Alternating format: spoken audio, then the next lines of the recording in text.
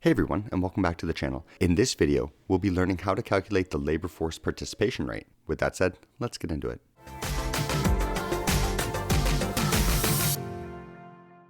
The formula for the labor force participation rate is the labor force divided by the working age population, and this tells you how many people who are of age in your country to work are actually in the labor force. The formula needs these two pieces of data, and I'm just going to plug them into my formula as so: 22,578.7 over 34,728.2.